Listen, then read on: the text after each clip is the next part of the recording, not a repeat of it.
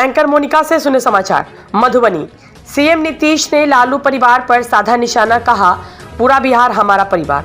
संवाददाता किशोर कुमार की रिपोर्ट। मधुबनी जिले के झंझारपुर लोकसभा में तीसरे चरण में 7 मई को मतदान है। ऐसे में चुनाव में खड़े प्रत्याशी क्षेत्र में धुआंधार जनसंपर्क कर मतदाताओं को अपने अपने पक्ष में करने के लिए वादों का पिटारा खोल रहे हैं। वहीं महागठबंधन एवं एनडीए के स्टार प्रचारकों का क्षेत्र में जनसभा एवं रोड शो जारी है। इसी क्रम में लौकही प्रखंड क्षेत्र के पिपरौन हाई स्कूल मैदान में चुनावी जनसभा को संबोधित करते हुए मुख्यमंत्री नीतीश कुमार ने झंझारपुर लोकसभा क्षेत्र से एनडीए प्रत्याशी रामप्रीत मंडल को भारी मतों से विजय बनाने की लोगों से अपील की। 7 मई को तीसरे चरण में झंझारपुर लोकसभा सीट के लिए चुनाव है। लौकहा विधान सभा क्षेत्र के पिपरौन हाई स्कूल मैदान में सीएम नीतीश कुमार ने चुनावी सभा को संबोधित किया, जिसकी अध्यक्षता जदयू जिला अध्यक्ष फूले भंडारी और मंच संचालन पूर्व मंत्री लक्ष्मेश्वर राय ने किया। जनसभा को संबोधित करते हुए सीएम नीतीश कुमार ने विपक्ष पर निशाना साधते हुए कहा कि हमारे बड़े भाई मुख्यमंत्री पद से हटते ही अपनी पत्नी को मुख्यमंत्री बनाए और अपनी बेटियों और दोनों बेटों को भी मुख्यमंत्री बना रहे हैं, जो पूर्ण रूप से परिवारवाद और वंशवाद को दर्शा रहा है। वे लोग सिर्फ अपने परिवार पर ध्यान देते हैं। मेरे लिए तो पूरा बिहार हमारा परिवार है। इसके साथ ही बिहार सरकार के द्वारा दी जा रही कल्याणकारी योजनाओं के बारे में बताते हुए सीएम नीतीश कुमार ने बिहार सरकार द्वारा किए जा रहे कार्यों एवं उपलब्धियों के बारे में जानकारी दी। इसमें रिजर्वेशन लागू किया। आज बिहार पहला स्टेट हिंदुस्तान में है जहां पर 30,000 महिलाएं पुलिस में है। जो महिलाएं घर से निकलने में उनको दुश्वारी होती थी, आज फोर्स के तौर पे चौराहों पर हमारी हिफाजत कर रही है। अभी तालीम के मामले में जो इनकलाब जनाब नीतीश कुमार बिहार लाया, इसके नतीजे में हर जिला में इंजीनियरिंग कॉलेज, तकरीबन 25 जिलों में मेडिकल कॉलेज, हर अनुमंडल में ITI, ये सब इनकलाबी कदम उठाए गए। इस तरह से जनाब नीतीश कुमार बिहार ने बिहार को दशा दिशा बदल दिया और ये सब हम सबको तरक्की के लिए काम कर रहे। सड़कों के क्षेत्र में, रोड के और दीगर क्षेत्रों में काम किया, जो काबिल मुबारकबाद। समाजवादी की धरती, स्वर्गीय हरिप्रसाद शाह जी की जन्मभूमि, उत्तम बाबू की जन्मभूमि, अब्दुल है पयामी की जन्मभूमि और मिथिला के हृदय स्थली और मैं, मेरे गार्जियन, बिहार के बच्चों का गार्जियन, हम सबों को शुभचिंतक परम आदरणीय मुख्यमंत्री श्री नीतीश कुमार जी का मैं हार्दिक अभिनंदन और स्वागत करता हूं। जोर से थपड़ी बजाकर आप लोग स्वागत। मेरे प्यारे भाइयों, आज की इस सम्मानित सभा के और धनिकलाल मंडल जी की भी धरती, जो सोशलिस्ट के नाम से जाने जाते थे, हम सबों का अभिभावक थे, उन धरती को भी मैं हार्दिक स्वागत और नमन। आज इस सम्मानित सभा की अध्यक्षता हमारे जनता दल यू के जिला अध्यक्ष श्री फूले भंडारी जी कर रहे हैं, उनका स्वागत करता हूं। और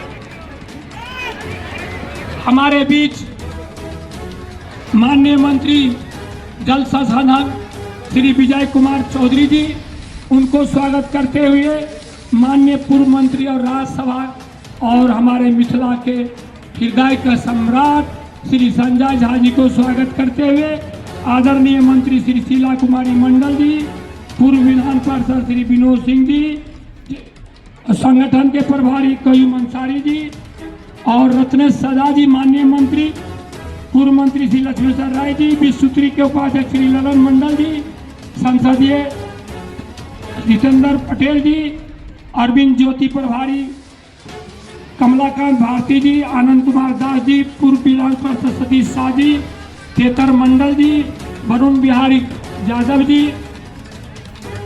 विनय कुमार सिंह जी, रमन कुमार मंडल जी, मोहम्मद अब्दुल कयूम साहब, देवदत्त शाह जी, संजय कुमार सिंह जी, जीवत भिनवार जी, अशोक कापड़ जी, वशिष्ठ मंडल जी, अरविंद महतो जी, बैजनाथ शाह जी, भोला छुपाल जी, डोरिक पूर्वे जी, अनूप कश्यप जी, केशव कुमार मंडल जी एवं हमारे पूरे झंझारपुर क्षेत्र के देवतुल्य जनता और जितने भी मीडिया कर्मी हैं, प्रशासन के बंधु हैं, छाया प्रिंट के बंधु हैं, सबों को मैं दिल की गहराई से हार्दिक अभिनंदन और स्वागत करता हूं।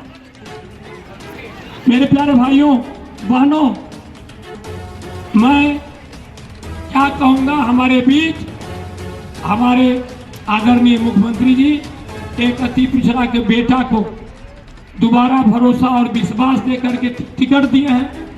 मैं आप सबों से आशीर्वाद लेने के लिए, अगर मुझसे किसी प्रकार की गलती 5 सालों में हो गई है तो मैं माफ़ी चाहता हूं और आप सबसे यही गुजारिश करूंगा, आग्रह करूंगा कि आदरणीय मुख्यमंत्री जी, आदरणीय प्रधानमंत्री जी, आदरणीय चिराग पासवान जी, आदरणीय जीतन राम मांझी जी, आदरणीय उपेंद्र कुशवाहा जी की पार्टी जो एनडीए गठबंधन को आप लोग हाथ को मजबूत करिए और मुझे आशीर्वाद देने की काम कीजिए।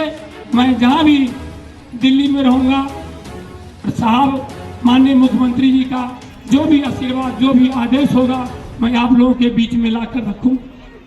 जैसा कि आप जानते हैं, 5 सालों में माननीय मुख्यमंत्री जी ने जौहरी चौक से ले होते हुए अंधरा मंच तक का, महादेव मंच तक का रोड बनाया। 1 साल पहले माननीय मुख्यमंत्री जी ने आरसीटी का रोड कुनौली बॉर्डर से बुथा चौक तक बनाया। आदरणीय मुख्यमंत्री जी ने गरीबों के लिए जो काम किया वो हम कहने की जरूरत नहीं है।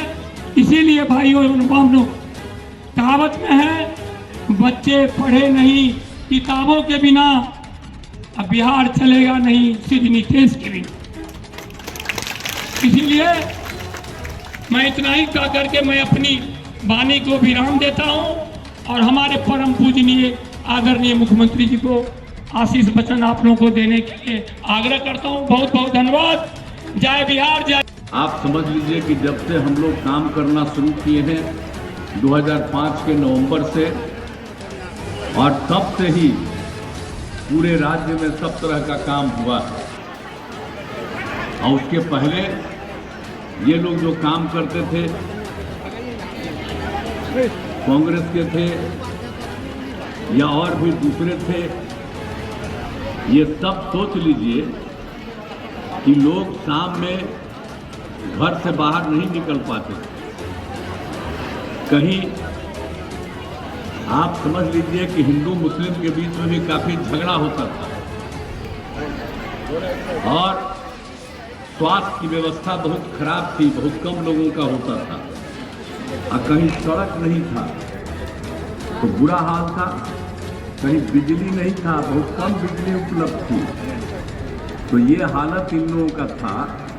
लेकिन जब हम लोगों को काम करने का मौका मिला तो हमने एक एक चीज सब तरह से काम करना शुरू कर दिया और लड़कियों और लड़कों की पढ़ाई, हर तरह का सब कुछ किया। और फिर जो है स्वास्थ्य के क्षेत्र के लिए भी सब तरह का इंतजाम हम लोगों ने किया ताकि लोगों को सब प्रकार से किसी तरह की दिक्कत नहीं आए। अब आप समझ लीजिए कि ये लोग तो कोई काम करते नहीं थे, लेकिन आजकल भाषण देते हैं। अब बीच में तो हम लोग इन लोग को ले लिए थे कुछ दिन के लिए साथ में, इन्हीं को हम बताए थे कि कितने लोगों का हम बढ़ा रहे हैं और क्या क्या कर रहे हैं। तो आजकल भाषण देता रहता है कि हम ही करते हैं, ये सब करता है। आई सब का कोई मतलब है? परिवार का ना, पत्नी का, बेटी का, बेटा का, यही सब काम करता है। हम लोग जानते हैं ना, हम लोगों का कोई बेटा बेटी या परिवार कोई है आप लोगों के सामने? हमारे लिए पूरा बिहार एक परिवार है और इसके जितने लोग हैं सब हमारे परिवार के अपने यहाँ जब धंधा करता रहा, कोई काम नहीं करता, तो इसीलिए हम आपको बता रहे हैं। और हम लोगों ने कितना ज़्यादा प्रयास शुरू कर दिया। आप समझते हैं लड़कियां पढ़ नहीं पाती थी, उनके पढ़ने का इंतजाम करवा दिया, सब तरह से करने दिया। और फिर उसके लिए हम लोगों ने लड़कियों के लिए पोशाक योजना शुरू की, लड़कों के लिए भी पोशाक योजना शुरू की। और 9वीं क्लास में जब लड़की गई उसके लिए हम लोगों ने साइकिल योजना शुरू की। और 2 साल के बाद लड़का सब भी डिमांड कर रहा था कि हमको भी दीजिए, उनको भी दिया। कौन साइकिल चलाता था बताइए? तो साइकिल योजना चलवाए, ये हम ही ना सबके लिए साइकिल योजना देना शुरू किया। अब कितना लोग घूमने लगा, अब शाम के कितना देर तक, रात तक सब लोग कितना घूमते रहते हैं जी। और कहीं रास्ता नहीं था, कोई सड़क नहीं था, अब सब जगह सड़क लगाने का काम हम लोगों ने किया।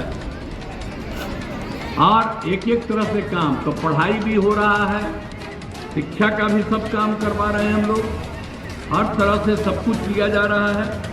अब इन लोगों की स्थिति क्या थी, अब जब आप समझ रहे हैं कि लड़कियां सब पास करती हैं, इंटर पास करती है, तो हम 25,000 रुपया उसको देते हैं, और स्नातक पास करती है तो 50,000 रुपया देते हैं। तो हमने महिलाओं को कितना बढ़ाया। और आप जानते हैं जब सब कुछ हुआ, पंचायतों का चुनाव जो हम लोगों ने करवाया 6 में, तो हमने महिलाओं के लिए, लड़कियों के लिए 50% कर दिया, और कहीं नहीं था। और उसके बाद ये 6 में शुरू किया, और 7 में जब नगर निकाय में भी हुआ तो उसके लिए भी हम लोगों ने कर दिया। अब कितनी बड़ी संख्या में महिलाएं चारों तरफ कितनी बढ़ गई, 4 बार चुनाव हो चुका पंचायत का, नगर निकाय का। अब कितनी बड़ी संख्या में महिलाएं चारों तरफ हैं। तो एक एक तरह से हम लोगों ने सब तरह का काम किया, तो हर तरह से किया है, और लड़कियों के पढ़ाई के लिए भी किया है। तो आप जानते हैं हालत क्या था, लड़कियां पढ़ती नहीं थी, पढ़ी नहीं थी। T5 में प्रजनन दर क्या था, 4.3, और हमने लड़कियों को पढ़ाना शुरू करवा दिया, तब प्रजनन दर घट के 1-1.5 साल पहले हो गया 2.9।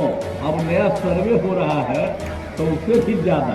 तो हमने इतना ज़्यादा सबको पढ़ाया है, एक एक चीज़ को याद रखिए। तो एक एक चीज़ को लोग आजकल भुला जाता है, भूलिएगा मत। हर तरह से जो कुछ भी काम होता था, अब आप समझ रहे थे कि पहले जब एक शिक्षा का काम करते थे तब प्राथमिक शिक्षा केंद्र में 1 महीना में कुल मिलाकर के 39 लोग आते थे, यानी एक दिन में 1 या 2। हमको इतना खराब लगा, और 6 से ही हमने उसका काम शुरू किया कि सबका इलाज ठीक से होना चाहिए। और अब मालूम है कि प्राथमिक स्वास्थ्य केंद्र में अब हर महीने करीब 11,000 लोग अपने इलाज के लिए जाते हैं। तो कितना बड़ा परिवर्तन हुआ, इसको भूलना नहीं है। ये सब कभी आवेगा तो कुछ नहीं करेगा, सब चीज खत्म हो जाएगा। इसीलिए हम आप सब लोगों से आग्रह करेंगे कि एक एक चीज को ध्यान दीजिए। हिंदू मुस्लिम का झगड़ा करता था, आवाज चलाता है कि मुस्लिम हमारा है, वोट देगा, तो हम तो मुस्लिम कम्युनिटी के भी लोगों को कहेंगे कि क्या काम हुआ था जी।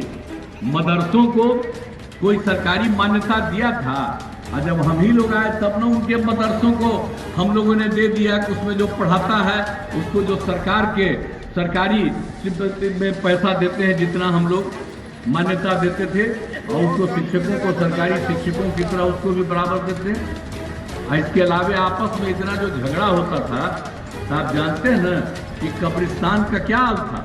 हिंदू मुस्लिम के इलाकवा में जो कब्रिस्तान था वहीं पर मुश्किल होता था झंझट। तो हम तो 6 में ही तय कर दिए, और उसी समय समूचे का तय करवा दिया उन लोगों के साथ बातचीत करके। तो 8,000 के करीब, उससे थोड़ा सा ज़्यादा हुआ, तो उसको तो हम लोग पूरा का पूरा कर दिए। और बाद में अभी हम लोगों ने 1,000 का और तय किया है, उस पर भी काम हो रहा है। तो कब्रिस्तान की घेराबंदी हो गई, अब कहीं कोई झंझट है तो भूलिएगा मत, जो काम